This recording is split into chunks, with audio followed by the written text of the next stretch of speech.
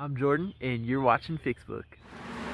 So today I'm going to be showing you how to replace those front brake pads and rotors on your Jeep Grand Cherokee. This one's a 96. Okay guys, and here's the tools I use in today's project. Got a 3/8 ratchet with a 13mm socket, a pair of measuring calipers, a C-clamp. You can use a breaker bar, it doesn't have to be an impact. Breaker bar and a 19mm. Got a jack stand, jack. Of course you need brake pads and rotors if you need those. So with all that said, we'll go ahead and begin today's project. Okay guys, the first thing you'll want to do is remove your wheel. We'll jack up the car first, put it on a jack stand. 19mm lug nuts are holding it on, and you can jack up the car. You can see there's a steel beam when you're under there. It's a good place to jack up on, and then jack stand just kind of put right there in case it falls while you're doing the brake. So next I'll show you the first step in removing those pads. Okay guys, the first thing we're going to do is kind of reach behind here with our flathead screwdriver, and I'm just compressing the piston a little bit. That's going to make it a little easier. We're going to remove our two 13mm fasteners. That's what you'll want to do next is go ahead and I'm going to zap these guys off.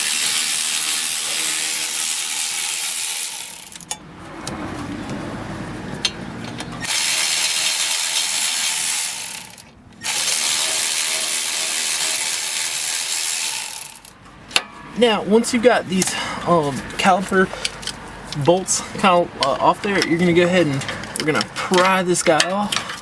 And there we go. We're going to pick up on them. And now we're going to set them up here.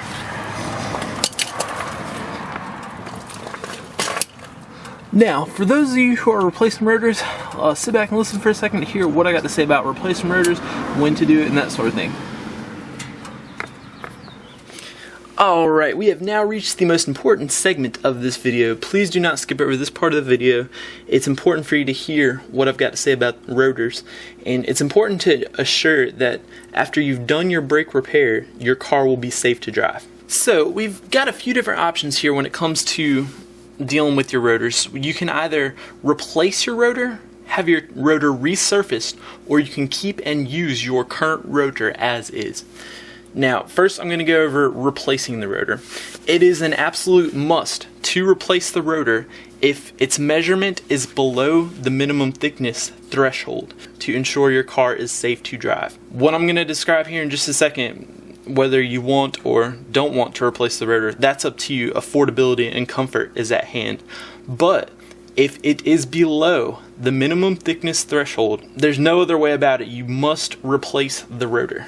Okay, so now that we understand that, and here in just a second I'll show you how to measure it and be able to tell whether it's below the threshold or not. But now we're going to talk about turning your rotors. Now, there's a couple reasons you could turn your rotor, and that's to keep your present rotor, and you can pay about $10 to Napa or O'Reilly where they have a brake lathe and they will turn your rotor for you. It's a cheaper option than buying a whole new rotor.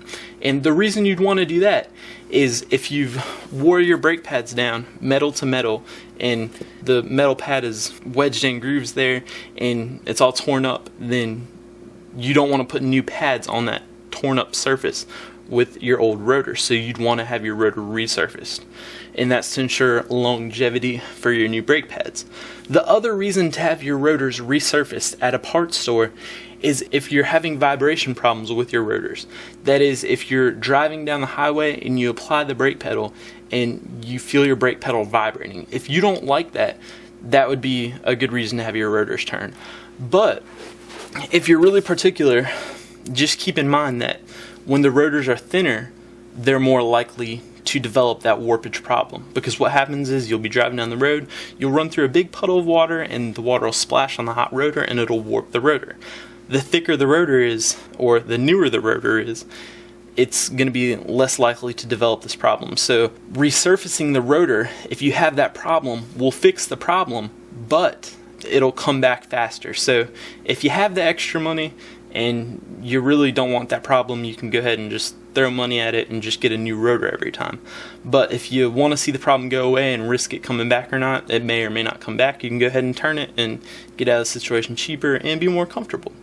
Now the last option is to just keep your rotor and put new brake pads on.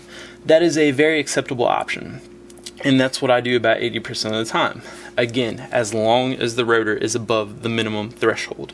Because if it's not going to be safe to drive. So, it's okay to put new pads on your old rotor if it's smooth, like this you can see right here. As long as it's a semi-smooth surface, you can go ahead and put the new brake pads on. It's really fine. So those are the three options that you have: replacing, resurfacing, or just keeping your old one. And again, most of the time, most people are just fine keeping their old rotor and putting new pads on top of their old rotor. One more thing I almost forgot to is rotors that cause vibration, they're safe to drive. It's just an uncomfortable thing. The unsafe thing is the below the minimum thickness, but rotors that cause vibration are safe to drive. And also, this minimum thickness number, if I don't tell you exactly what the number is here in just a second, you can find it at your parts store. They'll give you a discard thickness number on your rotor, so keep that in mind too. Now, the minimum thickness for this rotor is going to be 22.7 millimeters, so we're just going to reach on here, take a look, and this guy's like 24 something. So this guy's good to go. Now, this is a floating rotor, so if you need to replace it,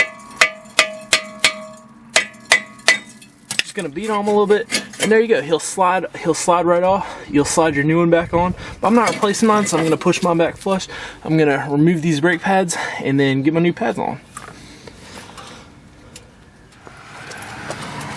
So, to remove your old pads, what you're going to do is take a flathead screwdriver, kind of bend that metal bracket there. You're going to get in between, and then once he starts coming off a little bit, pull him off. And before we remove this guy, we're going to take a C-clamp and compress our piston back so we can fit our new pads on over our old rotor. Okay, so here's our C-clamp. We're going to go ahead and loosen them or tighten them up here. And when I'm tightening them, you'll see that the piston is compressing slowly. So you're just want to do this nice and slow like you see me doing. And once you got that guy compressed all the way back, we'll be ready to take this pad off, put our new pads back on, and put them back on here. Alright, now we've got this guy compressed all the way back, so now we just pop this guy off, set him off to the side, go ahead and set our new one in the same way the old one came out. He just kind of pops in there. Then you'll take this guy right here, and we will work on getting up in here. And this can be a little tricky, but basically this little nub is going to fit in there like so. And there we go. He's snapped on in there.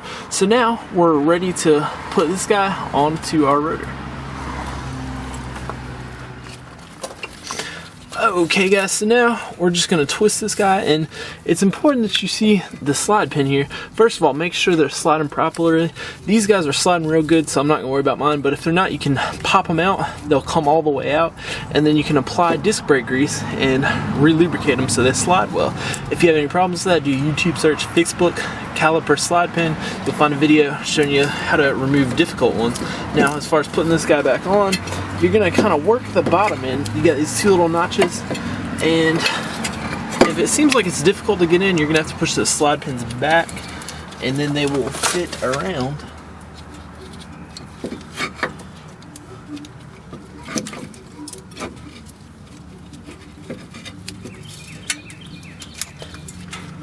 And there we go, I got that bottom one to fit around there. And then make sure you do the same with your top one.